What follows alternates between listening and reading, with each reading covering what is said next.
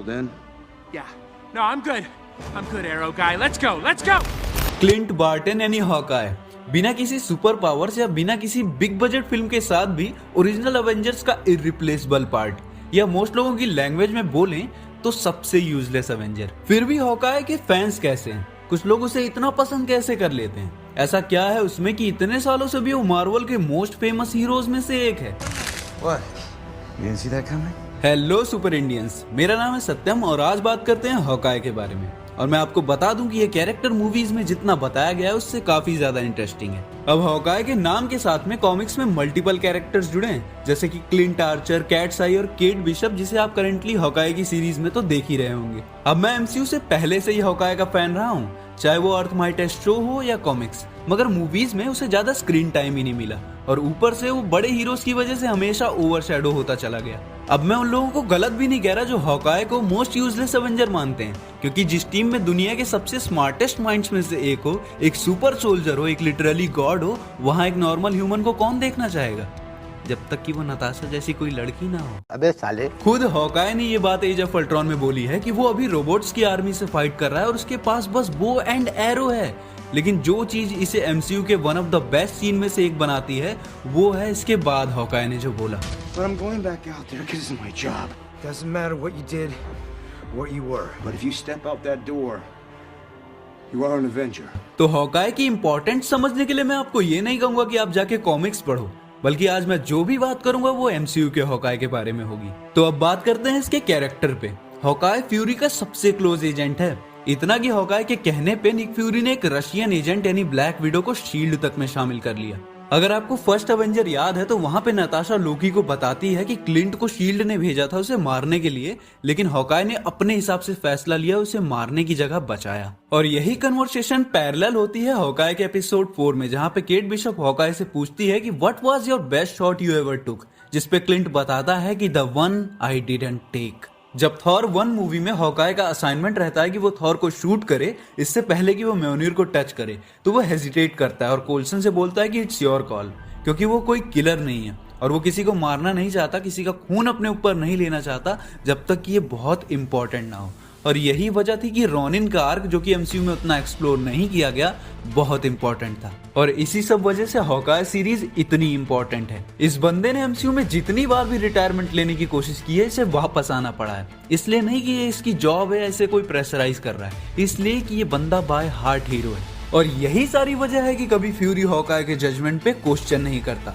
और इतना सब कुछ होने के बाद भी हॉकाय एक ट्रू फैमिली मैन भी है। वो अपनी फैमिली से बहुत प्यार करता है और उसकी फैमिली उससे, और उसकी और लॉरा की अंडरस्टैंडिंग हमें कभी समझ में नहीं आती अगर हॉकाय सीरीज हमारे पास ना होती। अब बात करते हैं उसकी एबिलिटीज की, क्योंकि जहां वो सबसे वीकेस्ट एवेंजर है वहीं उसका स्किल सेट एवेंजर्स की टीम के किसी भी मेंबर से बहुत ज्यादा स्ट्रांग है। मगर इस चीज पे आने से पहले बात कर लेते हैं मेरे one of the favourite comic scene की। ये एक छोटी सी कन्वर्सेशन थी स्पाइडरमैन और क्लिंट के बीच में, जब स्पाइडरमैन हॉकाय से पूछता है कि क्या तुम थोड़ी देर के लिए भी अपना ट्रेनिंग करना रोक नहीं सकते। इस पे हॉकाय कहता है कि मैं कभी भी मेरा शॉट मिस नहीं कर सकता, मैं सुपर ह्यूमंस की टीम में हूँ एंड ओनली थिंग जो मुझे स्पेशल बनाती है वो है मेरी ट्रेनिंग, और अगर मैं स्पेशल नहीं रहा तो ये सब कुछ भी वर्थ नहीं करता, मैं इस टीम के लायक ही नहीं रहूंगा। तो हॉकाय के लिए उसकी ट्रेनिंग ही उसके एवेंजर बने रहने की प्रेरणा है। उसने ये सारा कुछ बचपन से नहीं सीखा नताशा की तरह, लेकिन उसने शील्ड से जो कुछ भी सीखा वो उसे क्लोज कॉम्बैट में नताशा के लेवल तक ले जाता है। अपना लौंडा हॉकाय कई सारे मार्शल आर्ट्स में माहिर है, ये मल्टीपल लैंग्वेजेस भी बोल लेता है और राज को राज रखने में ये फ्यूरी से भी आगे है। इवन ये वो हर काम कर सकता है जो नताशा कर सकती है, सिवाय बिना सोचे समझे किलिंग और कोई मिशन करने के। एज ऑफ अल्ट्रॉन से मेरा एक और फेवरेट सीन है, जब अल्ट्रॉन बॉट्स पहली बार एवेंजर टावर पे हमला करते हैं, उस टाइम पे हॉकाय बिना एक सेकंड लूज किए कैप की शील्ड को कैरी करके थ्रो करता है, बिल्कुल कैप के ही स्किल में, वो भी बिना किसी शील्ड के साथ ट्रेनिंग लिए और बिना सुपर सोल्जर सीरम के। और कैप की शील्ड को इस तरह से यूज करने के लिए फाल्कन को कितनी मेहनत पड़ी थी, इसका अंदाजा आप falcon and the winter soldier के एपिसोड 4 से लगा ही सकते हो। अगर तुम हॉकाय की कोई भी फाइट देखोगे एमसीयू में तो ये कभी रुकता नहीं है, ना ही इसकी आंखें रुकती हैं, ये हमेशा अपनी सराउंडिंग्स को स्कैन करता रहता है।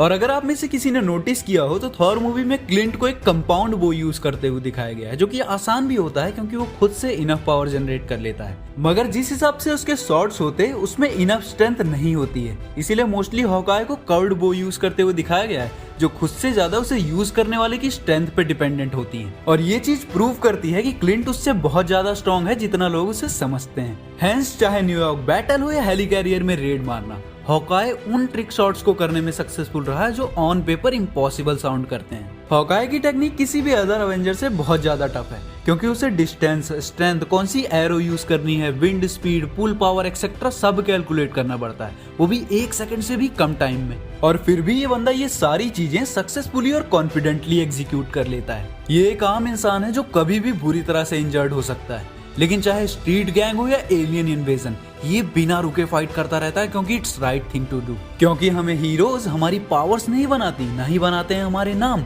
हमें हीरोज बनाते हैं हमारे डिसीजंस जो हम लेते हैं, चाहे फिर क्यों ना वो पूरे मैनकाइंड की भलाई के लिए हो या फिर एक सिंगल इनोसेंट पर्सन के लिए ही।